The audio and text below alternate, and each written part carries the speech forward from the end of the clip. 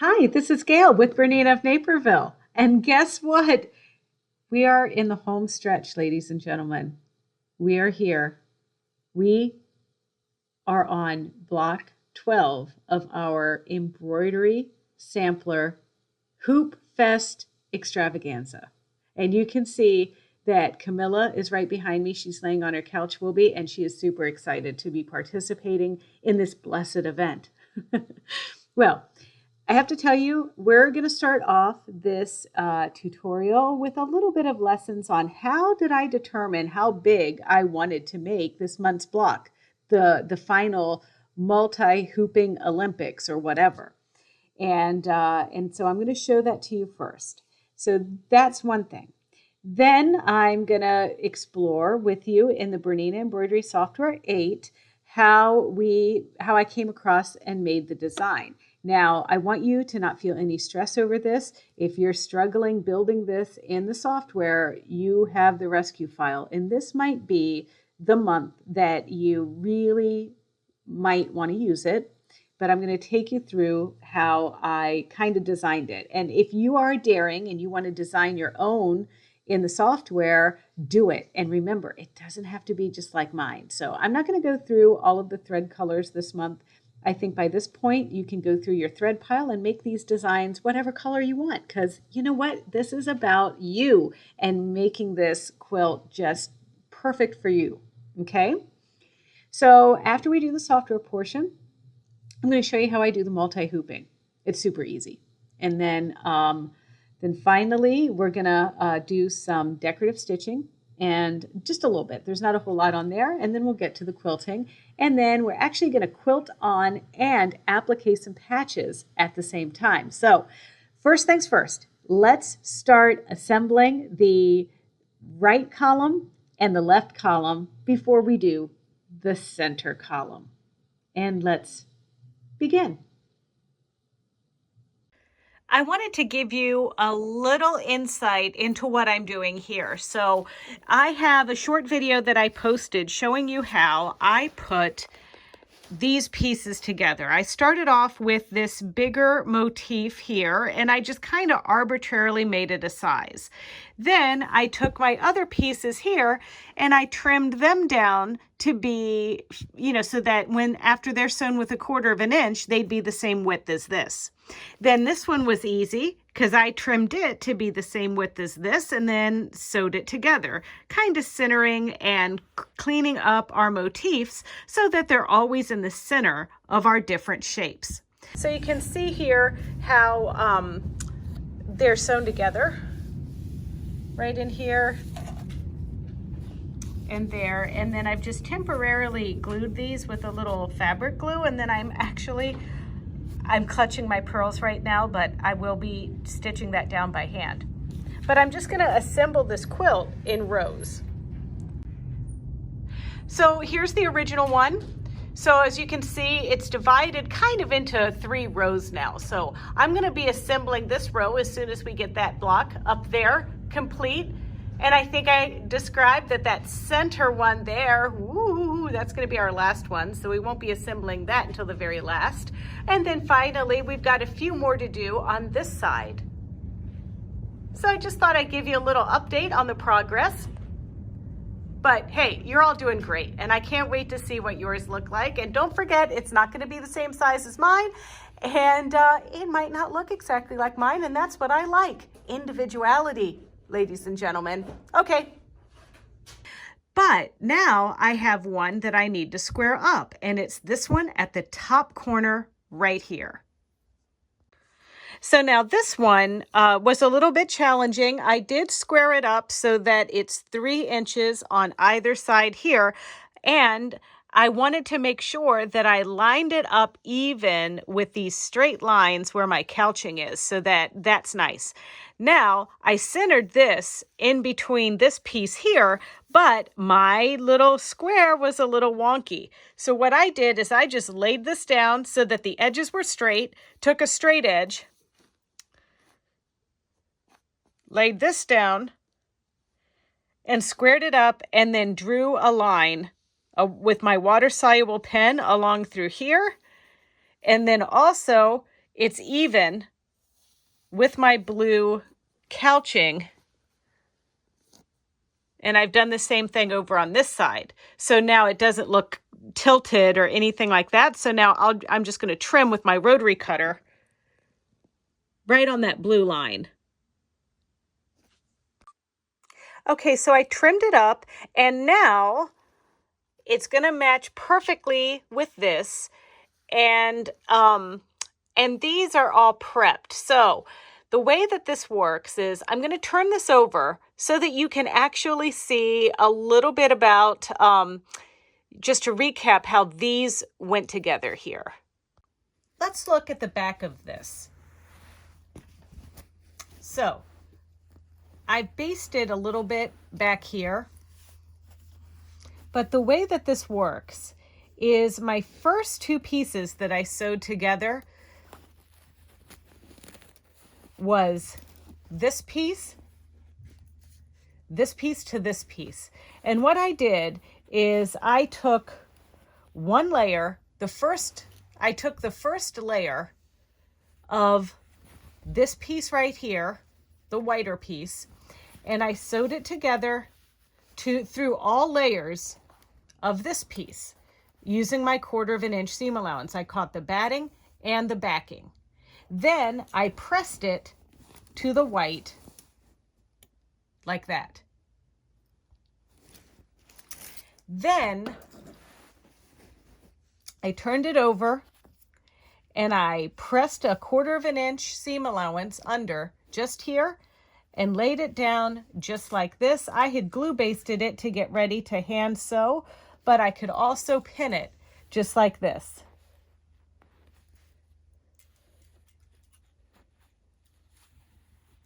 And now this will be hand stitched just there. Then, once we get to this piece here, I did the same thing. So now I'm not ready to hand sew this yet, but I have a little bit here. See where these two pieces were sewn together here. Now I've taken the tops of this side right there, and these two tops are sewn together through this darker piece here, through its batting and backing layers. And you can see that right there. And then I pressed to these pieces. Then I'm going to come back, clean everything up by covering over, folding over a 1/4 inch, folding over a 1/4 inch, just like you see here, and pinning.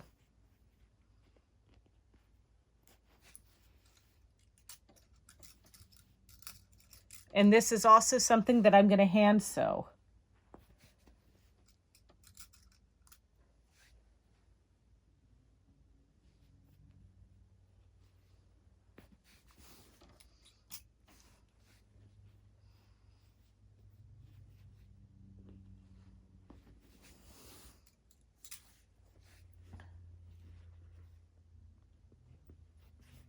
And I'm down here on the floor just because it seems a little bit easier. But okay, so now that's ready to be hand stitched. Here's the bottom piece. You can remember this block here. So what I did with this one is I took the white piece, just the top layer here, and sewed it together through this piece here, through the batting and the backing, and pressed to this piece. Then I took this piece and folded it over a 1/4 inch, and now that also gets pinned into position for hand piecing or hand sewing, just like I would sew on a binding.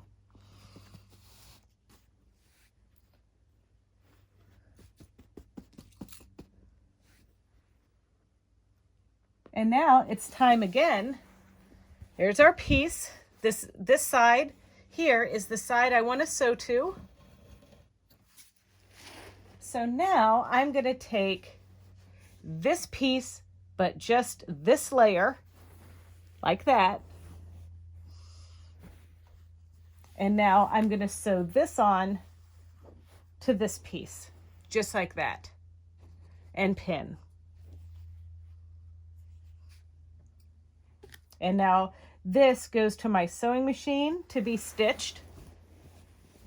And then after I stitch this on my sewing machine, I'll come back and I'll fold this darker material, which is the backing. I'll fold that over 1/4 of an inch and do just what you saw me do to these other pieces.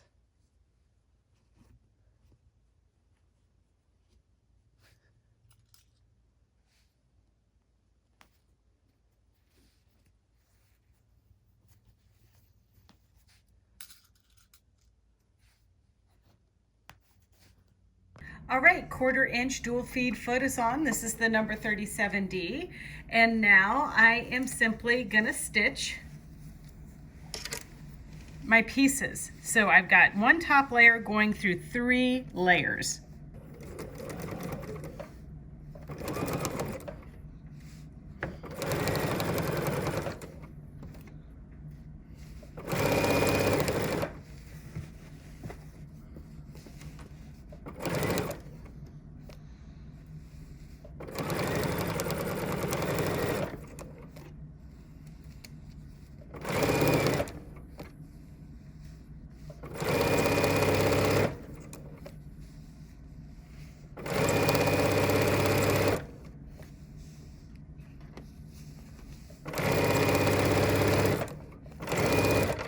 All right, so after that's done, I'll give it a pressing, fold it over 1/4 of an inch, and do some hand stitching.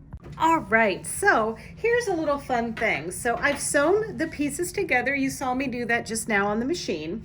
And there's everything nice and tucked. I pressed to this piece here, but now I want to take a little bit, just a little sliver of batting away, and I'm gonna cut it right up to this edge right here. So I'm just gonna do that by resting my scissors right on top of that line and carefully trimming what is really about 1/4 of an inch of this batting away. And then that's gonna line right up there like that.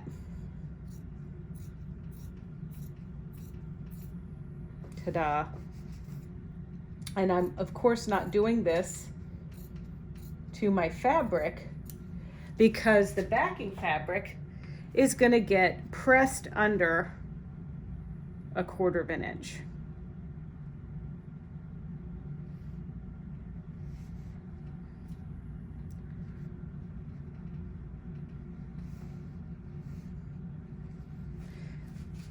And I'm just kind of feeling it more than measuring.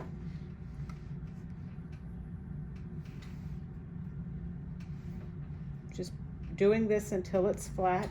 If you need to add a little bit of steam, add a little bit of steam.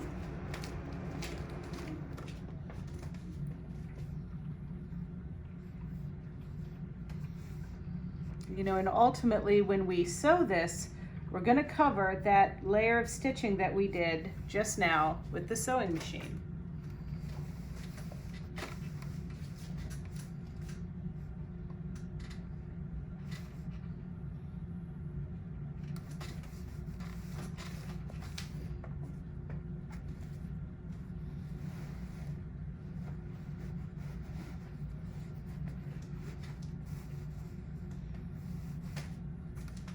And that's how all of these pieces go together. Now, we have another little challenge that I'm going to show you how to do, and that is sewing the other row together. So this is column 1, then there's column 2, which we don't have all of our pieces for yet, and then column 3. So column 1 and column 2 need to be the same length so that when we make column number 3, or 2, column number 1 and column number 3 need to be the same length so that when we make column number 2, we know how much length we have to play with when we build our last ginormous design.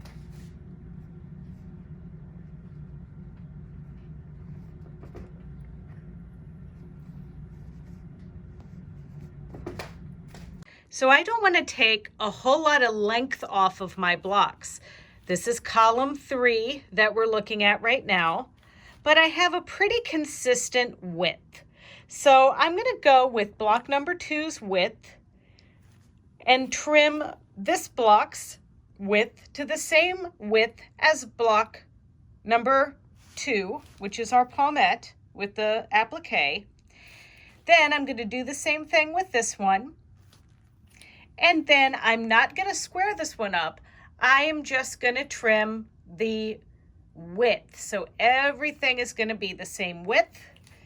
Then I'm going to measure each length to see if it adds up once everything will be sewn together with 1/4 of an inch to the length of row 1 or column 1. Okay, so I figured it out.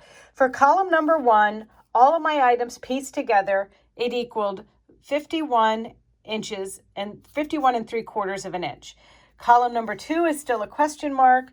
Column number 3, if I trim the length of everything down in order, so my top block will be 18 3/4, then 14 1/2, then 8, then 12 1/2 in height. That will equal what I need with my seam allowances taken off, which will be 18 1/2, 14, 7 1/2, and 11 3/4. That equals 51 3/4. So I should be all set. So the length of our quilt is going to be 51 3/4, or not our quilt, but my quilt. Your quilt might measure something slightly different. Well, here we go. I have done my calculations. I squared up my blocks here. That one is 18 inches. And I lined them up with column 1 and 2. And then the width of that one is 18 inches as well. And then I added a 2-inch border at the bottom of this one and then a little bit more at the top. It doesn't even really matter what the lengths of these are, since my dimensions are going to be a little bit different than yours. But this void here, where you see my ugly beige carpet, that is going to be our center block. And for my particular quilt, my center block is going to need to measure the border, the cut, the whole bit to be pieced into the quilt is going to need to measure 29 1/2 tall by 18 inches wide. So now that I know that number, hey, we can go on to designing our final block. Okay, so now that we know what size we need 29 1/2 long. That's going to be what we cut. So that's not going to necessarily be the embroidered area. So we want to make our embroidery smaller than that. But and that's for mine. Yours might be different. Okay. Then we're going to need it to be about 18 inches wide. Now you can tweak things. You can maybe, if you need to trim a little bit of your top pieces and your bottom pieces for the column, and just like you saw me do in the video where, you know, I laid this out on my ugly beige carpet, don't judge me for that one. It's an old house. But so just make sure that, you know, you just don't embroider it too big. You don't want to spend so much time only to be like, I got to add stuff. So smaller is better, but not super small. All right, so now that we've got that out of the way, it's time, like I promised, to delve into the software.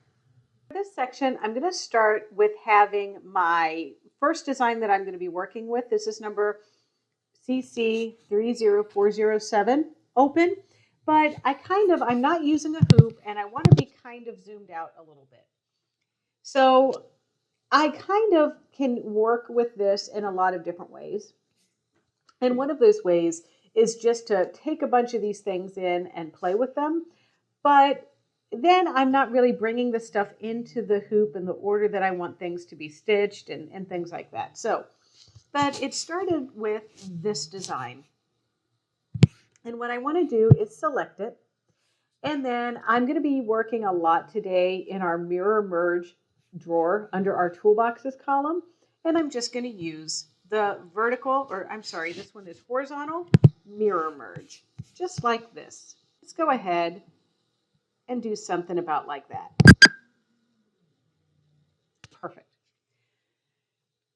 All right, so now that we've built this, it's time to add some other elements. Now, one of the next elements is actually going to be this piece. And I'm going to Control C, and then I'm going to go over here and paste it. And now I'm going to just move it kind of where I think it needs to be. Somewhere on here, I think, on a leaf, seem to be the right position here. There we go. All right.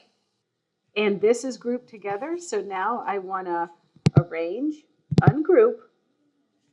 I'm just going to drag my little box around here to select the whole thing. And now I'm going to use my mirror merge horizontal again. And now I'm going to move it over just about on the same spot of the leaf as this other design.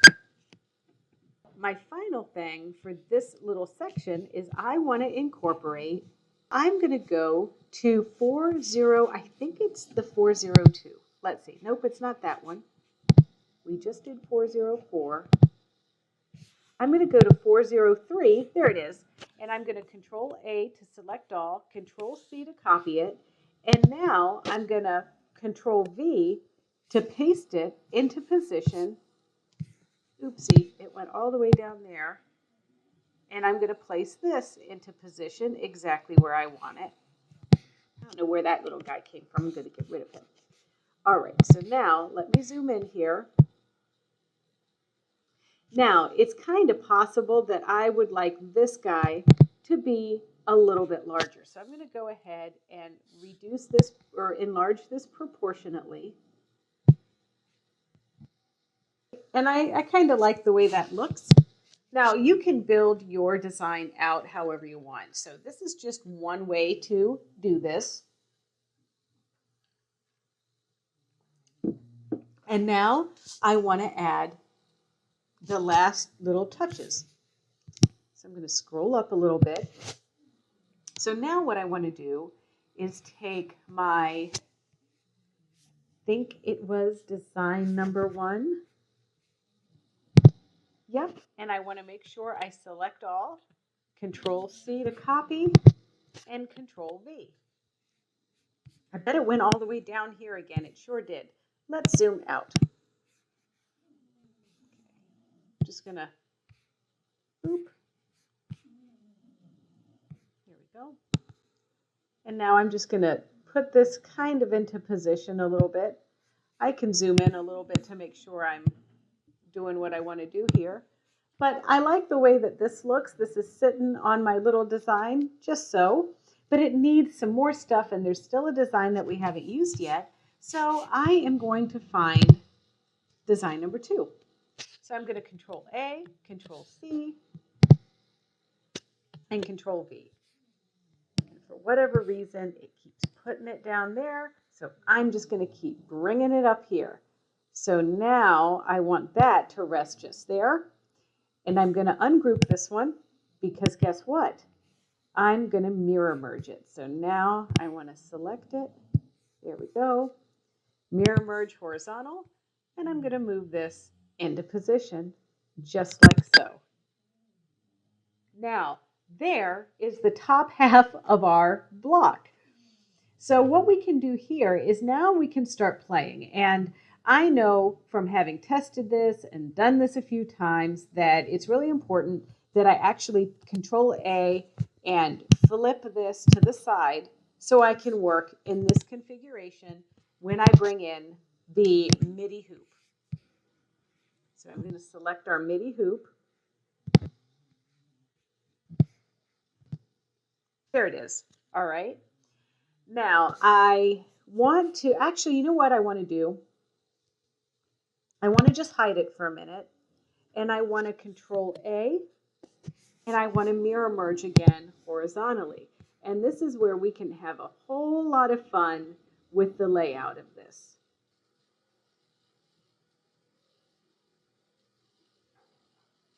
And so I'm going to place them to make these little rings just like this. And I do not want to merge my overlapped objects, so say no to that.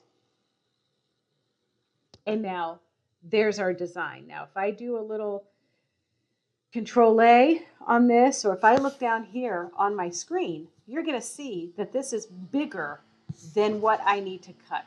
So the height is about right, but this needs a little bit of finessing if I want this to fit within my 29.5 piece. That's the size of my personal area. So I want to actually aim to make this probably more about like 26 or 27 inches. So here's how I'm going to tweak things a little bit. So I'm going to do a Control Z, that's undo, and I want to just take my hoop and I'm going to right click on my hoop and do it so that it's manual centering.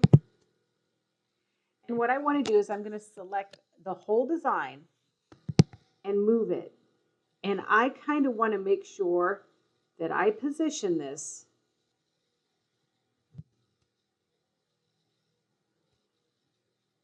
and see what I need to do to kind of make some different hoopings here. So I'm going to just reduce this by 20% and see if that makes a difference for me.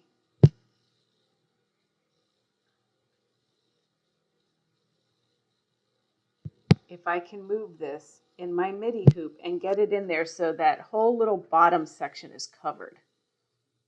Ooh, and that looks good to me. Okay, so now, if that's the case, I might need to just make it a little bit smaller.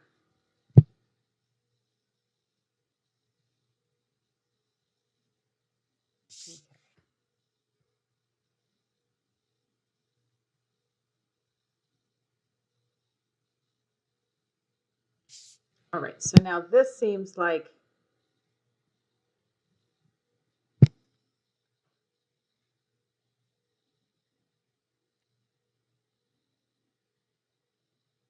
all right, so now I'm going to just hide my hoop again, and now I'm going to do the mirror merge one last time.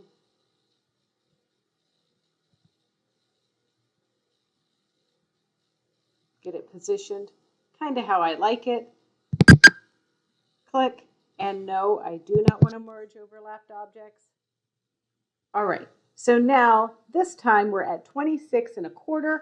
I'm pretty happy with it. So now let's see what we can do here. So I'm thinking that I've decided we can divide this into 6 hoopings. And so what we're going to do is we don't really need this side of things because everything is mirrored. So this side is an exact mirror of this side, but I'm just doing this guy to get the finished size and my visual down, okay? So what I'm going to do is I'm going to take certain areas out of this and I'm going to save them as a different entity, okay? So I'm going to undo because now I know that this is the right size and I'm happy and I like it. Perfect.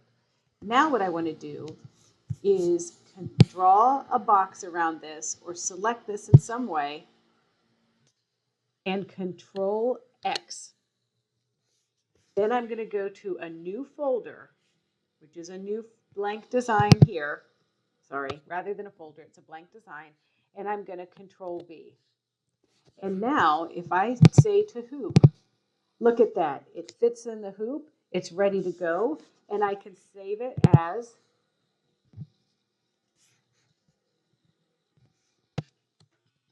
hooping 1_2. So hooping 1 and 2 and save. I'm going to go back to my other design. I'm going to take my little box and I'm going to drag it around this element. Control X, which is cut. Go back to a new blank design and Control V. Now let's have a look.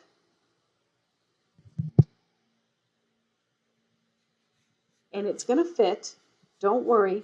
I'm going to say to hoop. I just have to make sure that my design is not centered at the starting needle position, that it's centered in the middle. I'm going to put it on manual centering because I know it'll fit in the hoop.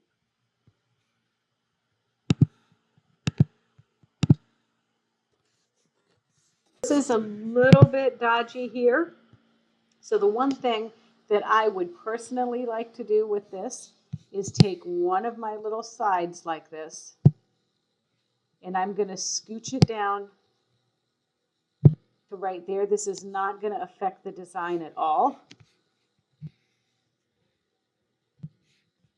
It's just tweaking it a little bit because I don't want to have to do multiple hoops on this. Okay.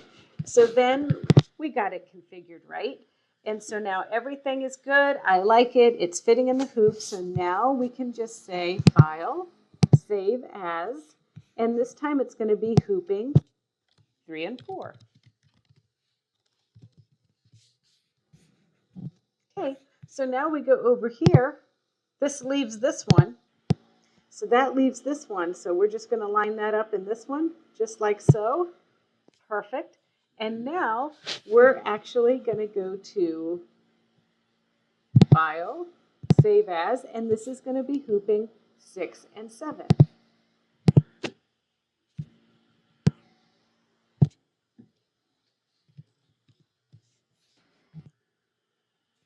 What do you think? So basically what you're going to do is you're going to take, now I've broken it down for you in your rescue files. You have it labeled hoop 1, hoop 2, hoop 3, hoop 4, hoop 5, hoop 6. Boom. So you're going to be able to take your rescue files and stitch those out no problem. But if you have the software and you're loving using it and doing all of those things, then all you're going to have to do is create your own version of this design, just making sure that everything is fitting the way that you want it to fit in the hoop. And just be careful of the perimeters inside your finished piece. So it's always better to go smaller because you can add quilting stuff and all kinds of other things.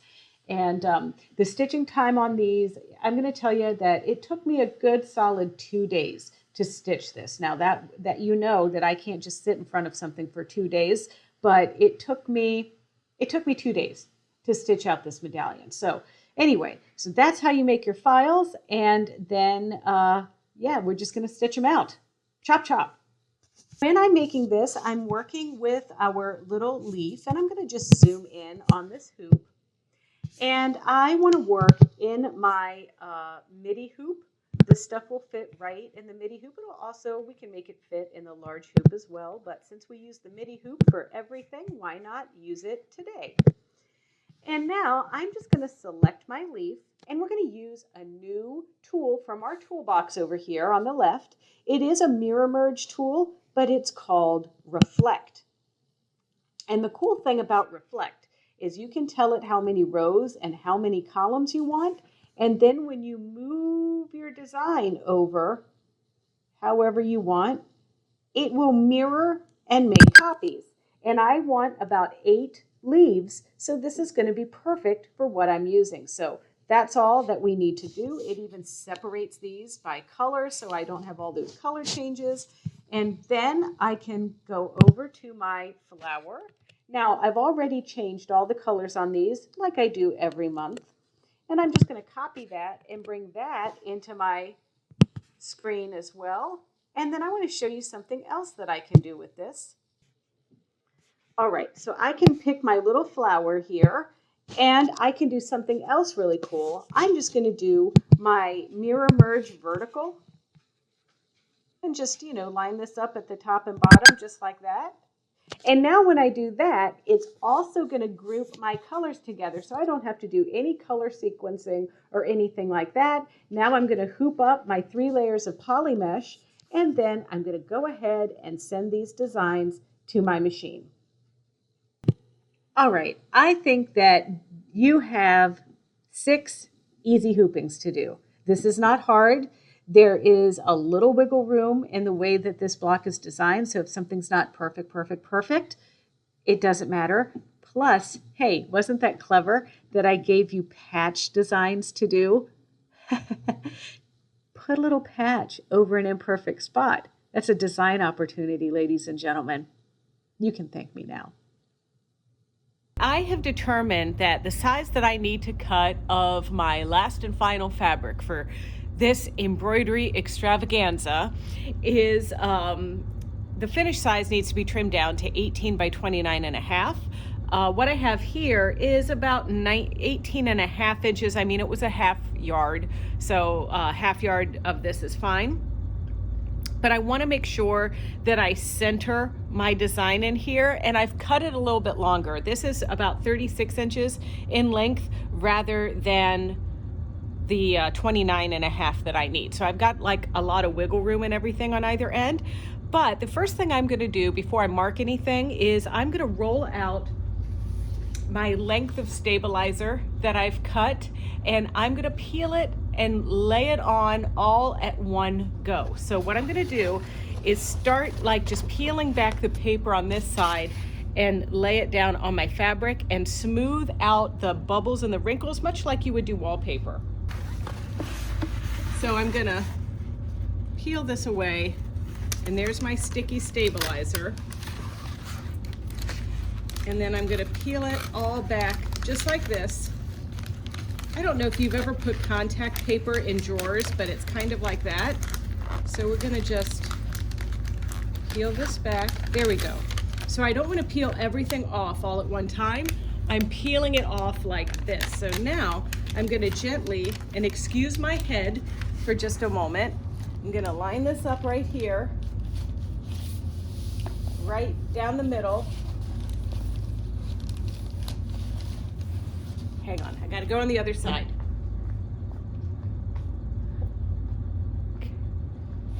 And I'm gonna try to get this as straight as possible.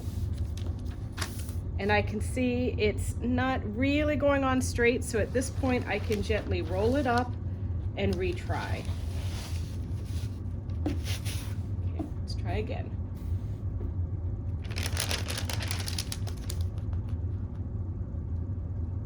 And this is Stable Stick tearaway stabilizer, and it also comes in a 20-inch wide. You might want to invest in that, and then that way as you roll it on, if it doesn't go on completely straight, you've got like a lot more wiggle room in there. But I have this stuff in bulk, so I'm using this. And I think this is straight enough. I'm actually lining it up to be straight with the faint lines in this homespun. There we go. Perfect. So this is the width of my fabric here. I think I told you that I cut 36 inches, but this is the width of the fabric. So this is like the exact half yard piece that you got in your kit. This is 36 inches in length. So I'm not really going to use this bit over here. So here we go. And now what I'm going to do is find the center of my design from my stabilizer edge to here and from my widths here to here. And so I want to be doing my marking on the front side of my material, and this also gives me an opportunity to smooth out the bubbles, or any bubbles if they were created in this. There we go. All right. So now I need a big, big ruler. So my big, big ruler here, I want to, let's see, what is half of 36 inches, everybody? You got it. It's 18 inches. All right. So I'm going to just line this up on the edge of my material around 18 inches and draw my line. And I'm drawing heavy-handed because I'm hoping that you will be able to see it easily on this video. Half of 18 is 9. So now I'm going to measure. So this is an 8.5 inch ruler. So I'm just lining that up a 1/2 inch there and lining this up here just like this, making sure that one of my lines here there we go, is even with my line. And now I'm gonna draw this line. And now I'm gonna move this just slightly. And I'm gonna continue my straight line this way, making sure everything is lined up. There we go. All right, now this is super awesome and straight, and now these are the only markings I'm gonna need to make for right now. So the first design that I'm gonna stitch out is one of the right sides for this portion and a left side of this portion. It's the same design, only mirrored. And to kind of give you a visual, I'm gonna go ahead and show you my printed templates and kind of lay out our work here. Okay, so I laid out the template sort of like our design is gonna look. Now, we may have some additional embellishments we wanna add to this after all of the embroidery is done and all of the quilting is done, but for the most part, this is gonna be our layout. Now, if you look very closely at how I've laid some of these templates out, I want you to know that when you stitch this and it's not perfect, there is a little bit of margin for wiggle room, which we can add with additional quilting. Or remember how we made the patches for block 2? We can even incorporate those in. In fact, on my original quilt, the patches are there not because I thought they were such a great idea, but because I did not line mine up so well the first time and didn't want to redo. So keep these things in mind that, you know, the thing that's awesome about embroidery and working with quilting is that little mistakes are design opportunities. But here's the good news. So this is a 6 hooper using the midi hoop. So you're going to need the midi hoop at least as your size. You can go bigger, but I kind of found that the midi hoop was the right size, and you want the placement template in here. And then you want the bottom piece. But what I am going to do is I'm going to put my templates right on my template paper. Let me move these. And I'm going to work from the center out. And we did this before where I showed you, I think it was block 3, where I actually showed you how to do that. And what I want to do is just tape this along the center lines of my hoop, and I'm going to use this to get my hoop in place perfectly. So I'm just going to use just a little bit of painter's tape to hold this down. You could also use the OESD stabilizer tape as well, but you know, the painter's tape is a little bit cheaper and you know, this doesn't have to be anything great. So I'm just gonna tape this there just like that. We don't even need to use big pieces of it. Okay, so that's how I want it.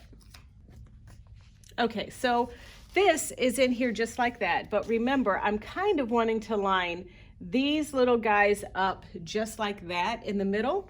So that's when I'm going to take this, and this is where we want it to go, kind of down the middle of these little loops that are formed right there. So I'm going to just take that and leave that in my hoop like so. Now, there's a few things that I can do. Now, if you're going to use a machine with pinpoint placement, you don't have to worry too much. You can just kind of get it in the vicinity and then change it later. But if you're not using pinpoint placement, you can take some of this painter's tape and put it on the back side of your hoop like this.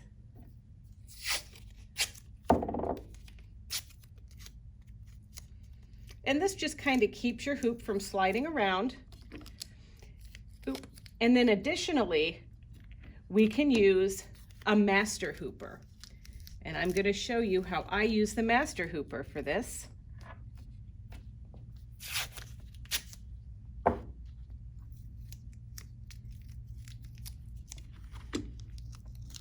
Okay, so I've just got like my little makeshift tape to kind of hold it from not sliding, and then I'm gonna grab my master hooper and then show you the best way that I know to hoop this.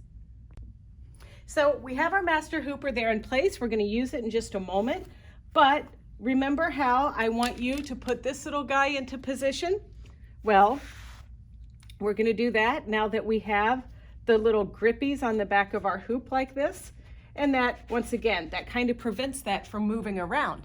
So now that we've got that into place, look, one of my little dudes fell off.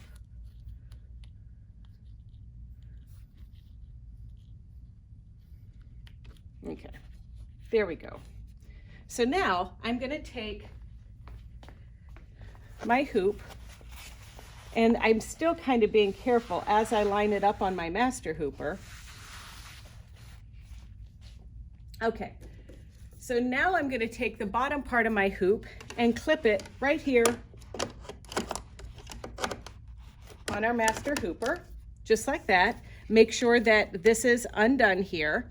Then, because this is kind of sticky, I'm going to just carefully pull my place design right onto my master hooper, making sure that everything is still perfect. Now I can just squeeze that in there nice and straight, turn my crank, and now exactly where I want everything, and I'm ready to stitch it out. Now I'm going to focus more this time on actually hooping things. So I'm just going to take this over to my machine and I'm going to stitch it out, and then I'm going to come right back here. It's going to be like that. All right, so isn't the YouTube vision great? I was here and then I went away for like a brief second, and now this is completely done. So it's now time to take this out of the hoop. So we're going to squeeze and remove, and I'm going to try to keep my little tape that's on the bottom of my hoop on there, because I'm just going to rinse and repeat through this whole adventure here. So first thing first, let's take our guy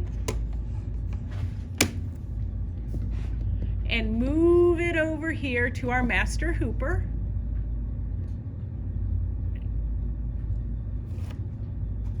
And then I'm going to slip that on again. Ta-da! Make sure this is open. And now I am going to revisit the design that just stitched out. And I'm going to remove this template, because this is I'm going to remove this template from what I just stitched out and add this template, which is going to go this way. So I'm going to peel this off. This is why I'm using that painter's tape. And now I'm going to slip this into place just here, like so, taping it again so it doesn't slide around on me. You see that? And now I'm going to place this in the hoop.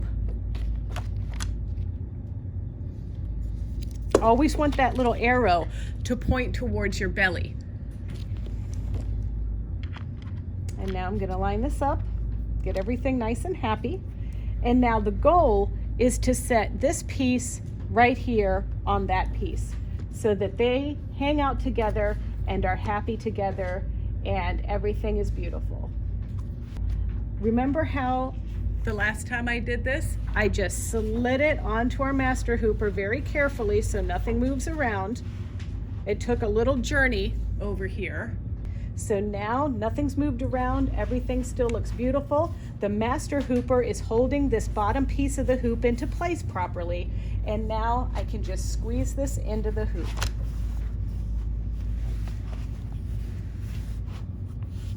Okay, I think it's good, so I'm going to tighten. Make sure it's down in there. All right, so now I'm just going to inspect this a little bit more by peeling my template back and just making sure it is exactly where I need it to go. And I'm going to admit it's not exactly perfect, but I have everything straight along my lines. So that's why I placed my template on here. So now I hope you can see that what I'm trying to do is get my design exactly where these little wispies go on top of each other when they stitch out. So now I moved this, and I'm going to, when I pick my design and I center my needle position, I'm going to make sure that my needle position is going to go right on these red crosshairs. So now I am going to take you over to my machine, and I'm going to show you how to do that. Okay, so the design is brought into the hoop, and what I'm going to do, it's going to look like this when you pick your design, and you can see this time it's flipped around a little bit. So I'm going to go ahead and hit my check button, and now I hit the center design, and that's brought my needle over to the hoop. And then I'm just going to use my knobs on my machine, my top knob and my bottom knob, which is my stitch width and my stitch length adjusters, and I'm going to move these until I think it looks like it's just in the right spot. And sometimes I have to turn my hand wheel to double check my needle.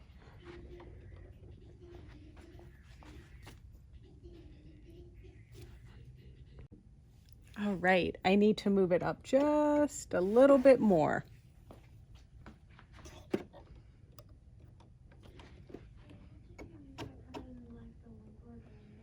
All right, that's exactly what I like. And now I'm ready to go. All right, so like another thing that you might want to do just to be sure that you're exact is go back to your normal page here. I closed out my check tool, and now I'm going to use virtual positioning to touch down here on the very tip of that little curve. So now I want to look and see exactly where my needle is down here on my hoop.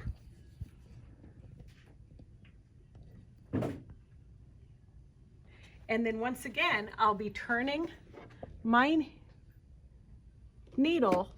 Oh, that is beautiful. I think that's going to look exactly like what I want it to look like. So now, via the magic of YouTube vision, I'm going to just stitch this, and the next time you see me, after you blink, it's going to be complete. And then we only have 4 more hoopings to go. Yeah, that's my little Band-Aid finger giving you the thumbs up. All right, we are here on our 3rd hooping. You can see I got this new one into the hoop that we're going to place just here. And I'm lining up my little lines here with my flower about there and about there. Here, let me help you. At about there and there. Now I am going to warn you that I have deviated a little bit from our original center marking, but don't worry about that, because remember, we were just kind of aiming for somewhere here. It's totally fine. We just want to make sure we keep everything nice and straight with our actual embroidery pieces as we do this. So I'm going to hoop this up in the Master Hooper. I'm going to stitch this design, and then in a flash, I'm going to see you back here. Okay, one brief little note on our template. I want you to notice that I didn't line our template up in the center. It's off center just a little bit, just because this is using the absolute maximum part of our hoop here. So I have this sitting out all the way to the edge there, so that when I get my needle position just right, it's gonna fit and be happy with my little piece, just like that. Look at this.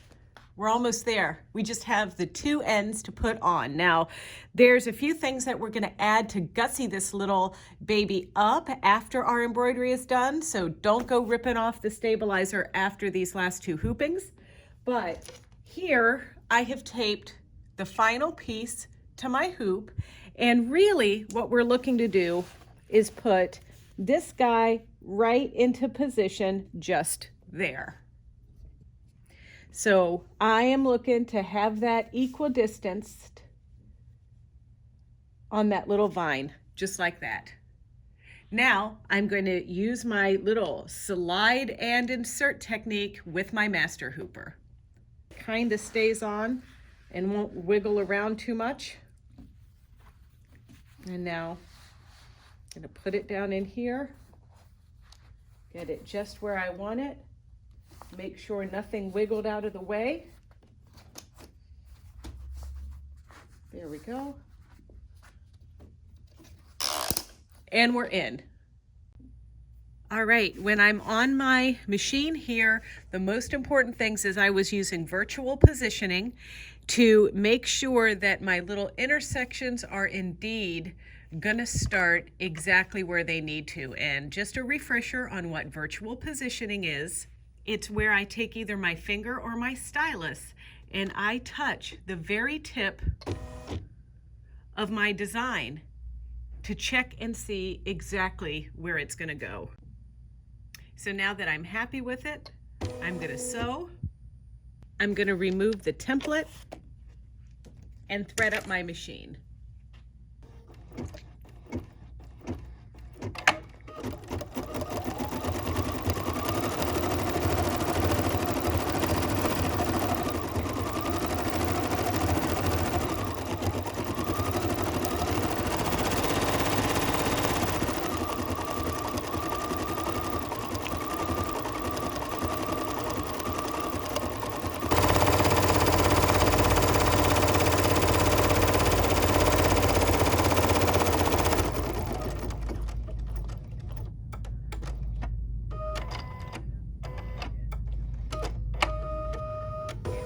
All right, the embroidery is done.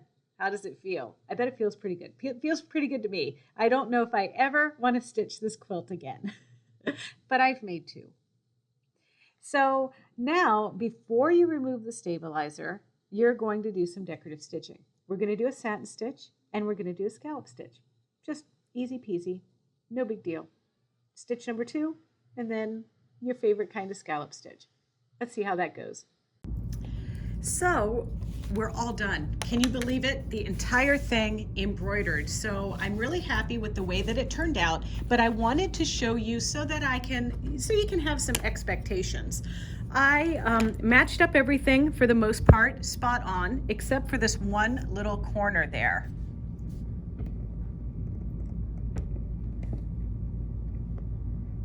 And you can see, but you know what? I am not going to worry about that at all. I'm not even going to try to fix it. It is what it is. So what I'm going to be doing now is doing some decorative stitching. And I'm going to define some quilting areas, and I'm actually going to use my Every Wave larger ruler. This is the Good Measure rulers from Amanda Murphy. And I'm going to use this as my template so that I can draw a little curve that's going to go kind of from my little flower tip to flower tip here, just like that. And so I'm going to do some satin stitching and some scallop stitching there, and then I'm going to do the same thing down here.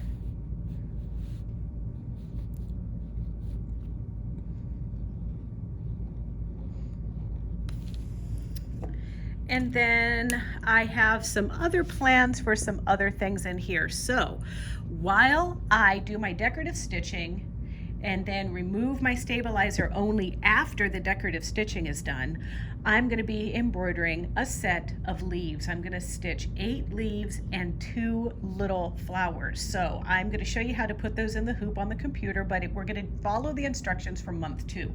So we're going to use a few layers of the poly mesh stabilizer, and we're going to stitch out our leaves and our flowers. All right, so what you're looking at here is a number 2 stitch done on a Bernina 480 with the stitch width at 3.6 millimeters wide, which is the default, by 0.15 long. So this is super close together, but this is what we're gonna stitch over our drawn line that we used with that Good Measure Every Wave ruler template. So I'm using a number 20 C-foot, so that's going to be open toe and really let me see where I'm going with my satin stitching. And then I have not removed the stabilizer, it's still under there, and all I'm going to do is gently go around this curve. So this is going to take me some time because this stitch is really close together.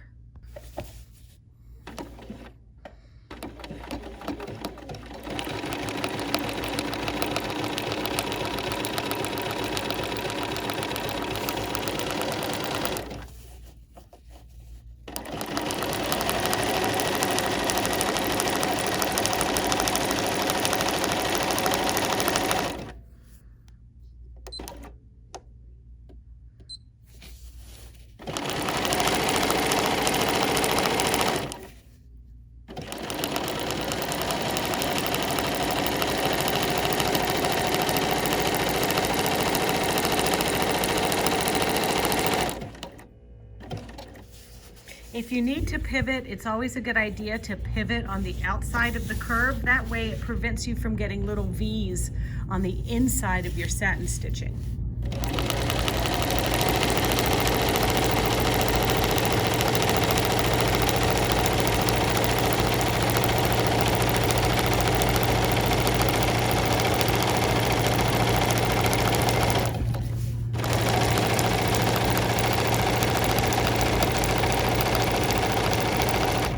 All right, I'm gonna cut and do the same thing on the other side.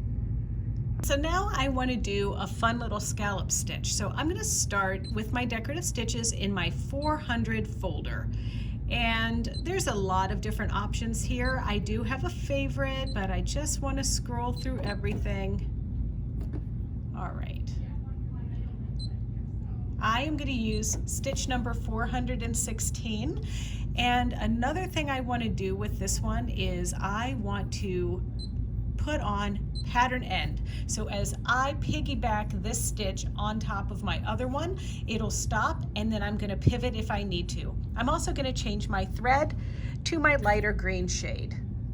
My goal is when my needle swings to the left, I want it to just touch the edge of my green satin stitching, just like you see right there. So I've got this set, like you saw me do, to the pattern end, or the pattern limitation of 1 time, and let's just go for it.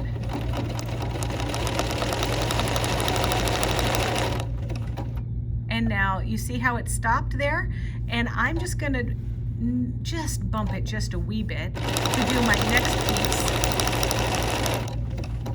And now I'm just gonna continue in this fashion around my entire curve.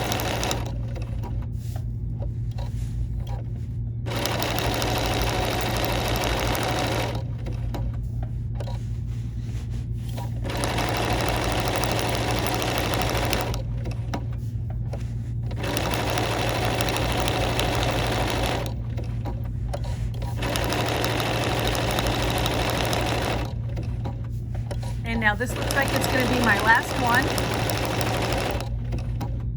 And so now I'm just going to cut. And now look. And I'm just going to follow that same technique on the other side.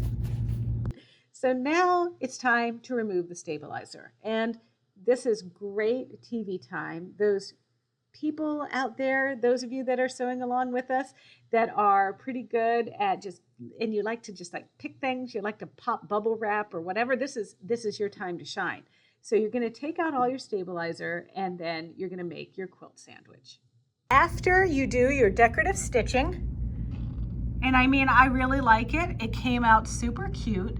So after you do that, it's safe to remove the stabilizer. Now, I am going to warn you, the stable stick likes to stick on there, so you have to be a little tenacious with your tweezers getting all of the stabilizer out, but don't get too worked up. You can see I left some of it in there, and that's fine. So now what I'm going to do is mark my design. So I'm kind of going to do cross hatching in here. So I'll be using the straight edge every measure ruler with my rulerWork ruler.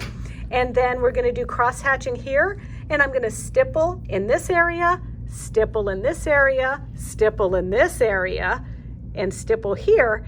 And then we'll be ready to put on our little appliques. So now I'm just going to make my sandwich of my backing material, my batting, and then of course this top. I'm sitting here at the Q20 in the cabinet, in the koala cabinet, and I've got my every angle ruler, the good measure ruler designed by Amanda Murphy, and I've pin basted, and I'm ready to do my rulerWork quilting. Now I'm going to go in a 45-degree angle through here, about 1 inch apart. So that means that I'm going to be paying more attention to this line of my ruler. That is the 3/4 of an inch mark. And then, but the first thing is I need to look at my 45-degree angle here and line it up with my blue line, just like that. And then my rulerWork foot is going to go right against it. So I'm only going to do the field within these vines. And on the handout for the class, I actually kind of give you a little blobby area where I did this kind of decorative rulerWork embellishments with the quilting. And I'm going to put my needle up and put my needle down. Okay, I'm just pulling my bobbin thread up through, and I'm just using a gray thread. It seemed like the gray thread matched a little bit better than the pink I had that matched my fabric. Okay, so now I'm ready to go, and I'm just going to drag this direction with my rulerWork foot against my ruler. And I'm in BSR mode 1.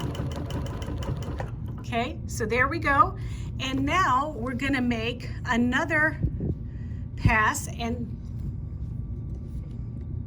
I'm gonna have to travel a little bit, but here on this line is where I'm gonna be lining it up.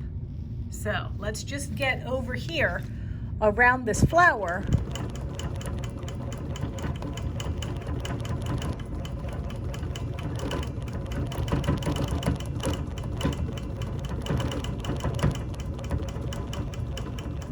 I just have to guess a little bit here. Nope, I've got a few more stitches to go. Just a few more to go.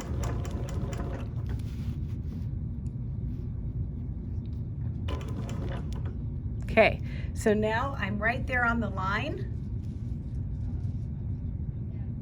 So now here I go, and I'm just going to go down this direction now.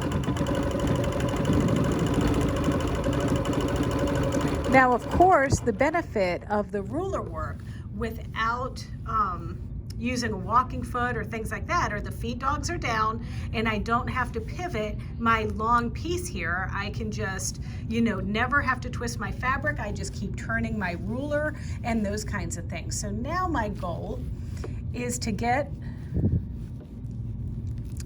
kind of over here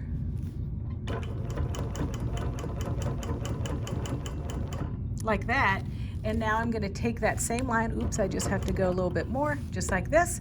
So now I'm lining my ruler up here, and see, it looks like I'm not going to be able to go all the way straight across. I'm going to go into that little vine, and then I'm going to just travel along the edge of the vine for a little bit. Okay, now I think that's about good there. Oh, I can go maybe a little bit more. There we go. And now I'm going to line this up. There we go. I'm going to line this up and then head to that leaf. Perfect. And now I've done that. So now I'm going to take a little detour over here, and I'm going to go back around my flower. And then I'm going to travel down here and go this way. So what I like to do when I'm doing ruler working is I might over sew a little bit, but there's a method to my madness for how I get from point A to point B.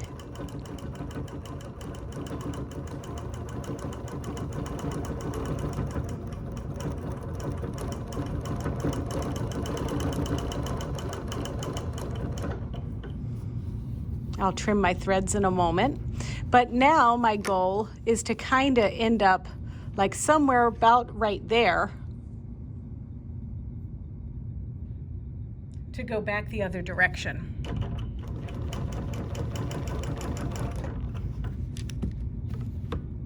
Nope, not quite.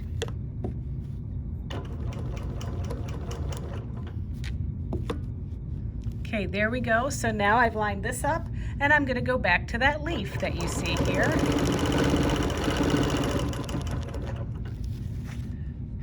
Now I've got those lines. So once I fill up this whole area here, I'm just going to change directions and then repeat on the other side.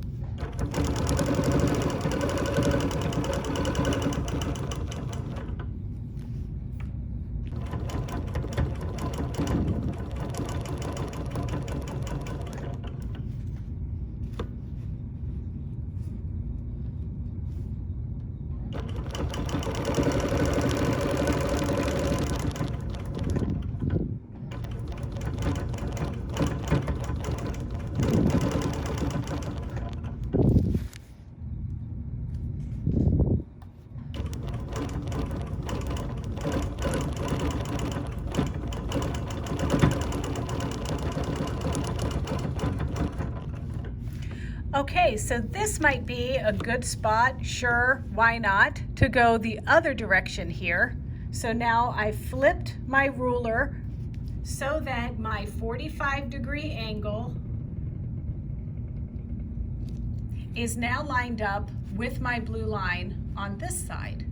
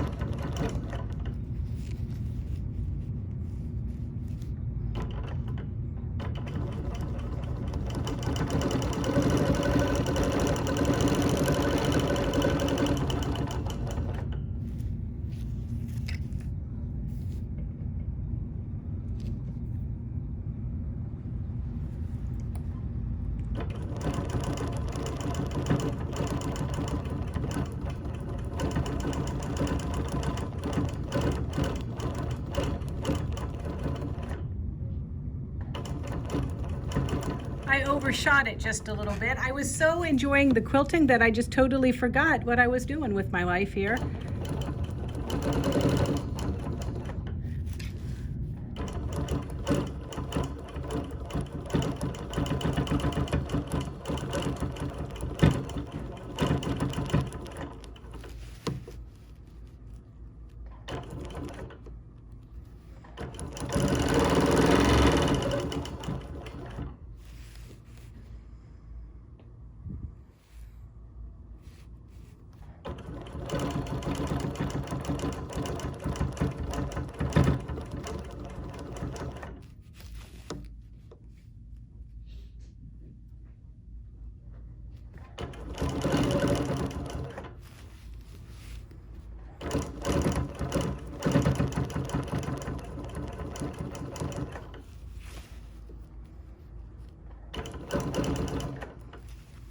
All right, now I just need to go down the rest of this.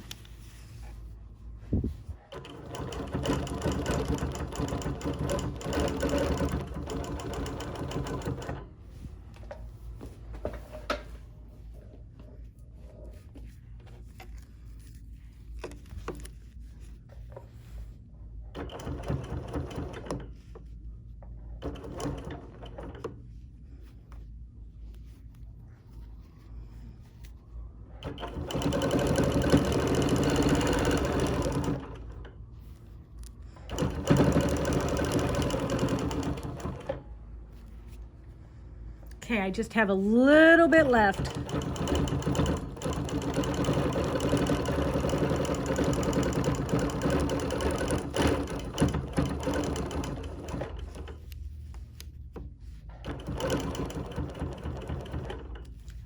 All right, so that is going to finish off my cross hatching in this section. I'm going to repeat exactly what I did here down below. All right, I think it's looking good. All of the cross hatching is done, and I've put foot number 73, which is the adjustable micro stippling foot on, and now I'm going to stipple in this area, over here, and on the other end. So you know the drill, you know how to do this. You guys can stipple like there's no tomorrow. And you know, by now you should also know the goal, and the goal is to start, or is to end where you started, and to not cross over, and to not make points.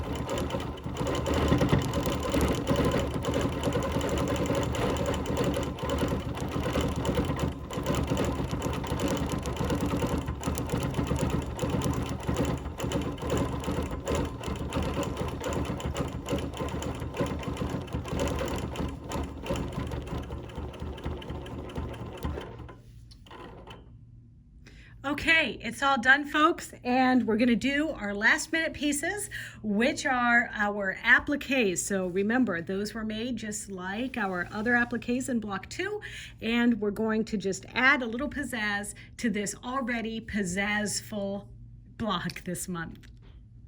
All right, so it's time to add our appliques. Now, I actually stitched out 2 flowers and 4 leaves, like you saw me do in the video for the software, but I'm actually pretty happy with this layout. So right now I have the bright green thread in here, so I'm gonna stitch the leaves down and then I'll come back with some darker color to do my flower. So the way that I'm gonna stitch these appliques on, I took my gloves off so I can actually kind of feel the leaves as I stitch them down, but I'm just gonna get under here and I'm gonna start inward on the leaf. There's a method to my madness here, but I'm gonna just kind of start inside of it. There we go. Okay, so now I'm gonna travel along that vine of the bright green, just like I'm making a little vein through it. So I'm stitching it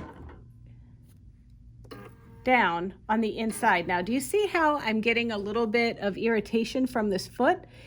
It's time to change to our adjustable cup clip foot, and that's the number 74.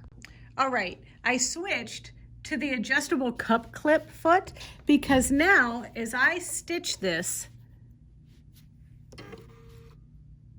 guy, if I lower it down just a little bit, it's gonna glide right down on top of this stuff here. So let me just put my needle and bring it up and all of that good stuff. Pull my thread up again, and here we go. See, now it's holding it down there just perfectly. And now I'm gonna go on the inside of the leaf like this. And now I'm gonna just trim a little bit, and then I'm gonna go on the outside of the leaf.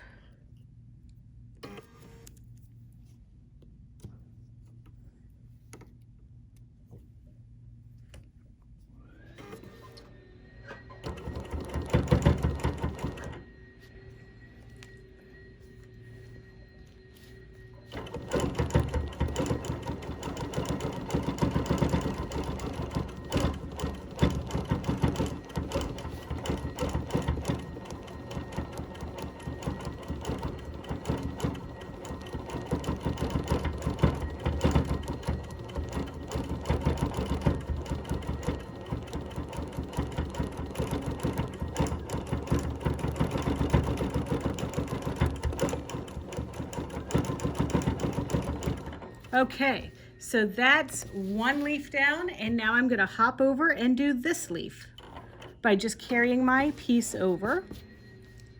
So I'm deciding, like I told you, to just do the 4 leaves here, and they're gonna kind of just meet in the middle like this.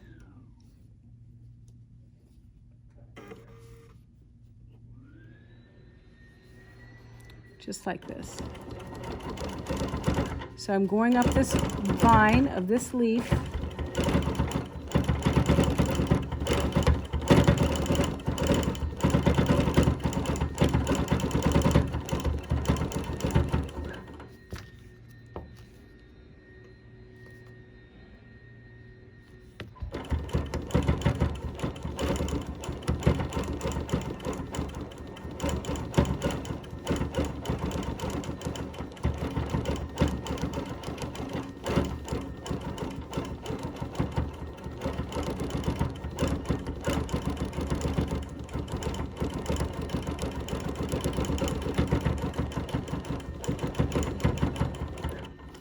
All right, so now I have 2 more leaves to do.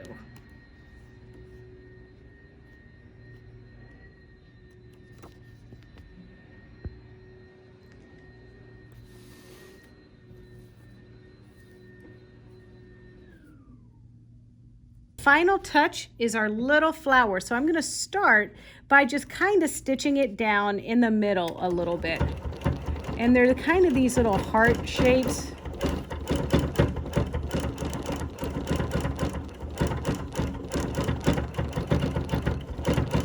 and I'm just gonna stop so I can trim my thread a little bit. There we go. Okay, so now that I've gotten around my heart, I'm just gonna gently come and outline my heart down, kind of stitching over those outlines that already were stitched when we did the embroidery.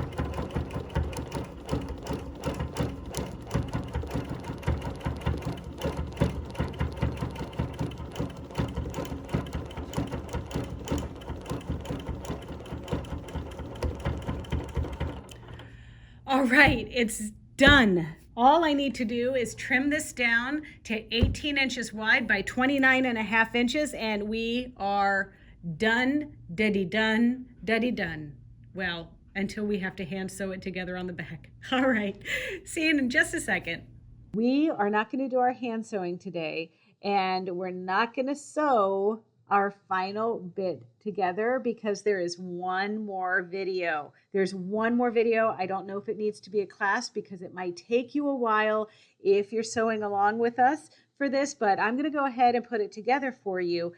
But you need some time, especially if you've fallen behind a little bit. So what I'm going to do is go ahead and finish and make that video and everything, but up until now, all we have are our columns kind of stitched and almost pinned together like you saw in the earlier video.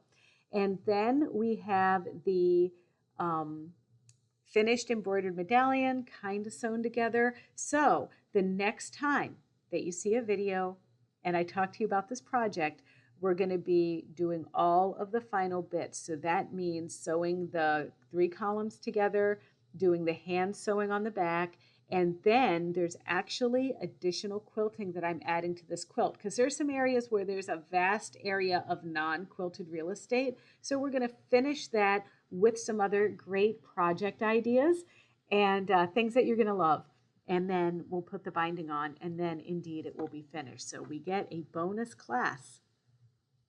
Well, if you've liked this adventure that we've been on, for some of you will only have been watching this for a few months. Others of you have been on this adventure for a year. So I really thank those of you that have stuck with this because you, I hope, have really learned a lot. I've actually learned a lot too doing this again. I've learned kind of better ways to keep doing this. I mean, I don't really want to make another one of these quilts, but gosh dang it, the third one is going to be really impressive. Anyway, so thank you so much. So if you want to see more videos like this one or other things that our store is doing, don't forget to check out our Bernina of Naperville YouTube channel. It's pretty easy. It's youtube.com/Bernina of Naperville, and there you can like, comment, and subscribe.